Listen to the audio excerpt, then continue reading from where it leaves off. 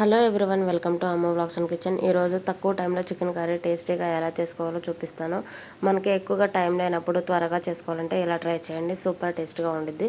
ముందుగా 4 table spoon oil వేసుకొని తర్వాత కట్ చేసుకున్న ఆనియన్స్, పచ్చిమిర్చి వేసుకొని కొంచెం ఫ్రై అయిన తర్వాత అల్లం వెల్లుల్లి పేస్ట్ కూడా వేసుకొని బాగా ఫ్రై చేసుకోవాలి. తర్వాత ముందుగా మ్యాగ్నేట్ చేసుకున్న చికెన్లో పసుపు, ఉప్పు, కారం, అల్లం వెల్లుల్లి పేస్టు, చికెన్ మసాలా, ధనియాల పౌడర్ వేసుకొని బాగా మిక్స్ చేసి పక్కన పెట్టేసుకొని ఆయిల్లో వేసేసుకోవాలి. తర్వాత చూడండి, మూత పెట్టి ఇలా ఆయిల్ సపరేట్ అయ్యేంత వరకు ఉడికించుకుంటే చాలా గ్రేవీగా, చాలా సాఫ్ట్గా ఉడికిపోద్ది.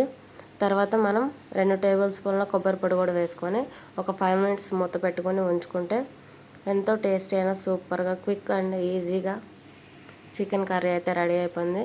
తర్వాత కొత్తిమీర, కరివేపాకుతో గార్నిష్ చేసుకొని చపాతీ, రోటీ, బిర్యానీలోకి, రైస్లోకి సూపర్ టేస్ట్గా ఉంటుంది. ఈ వీడియో నచ్చితే ప్లీజ్ సబ్స్క్రైబ్.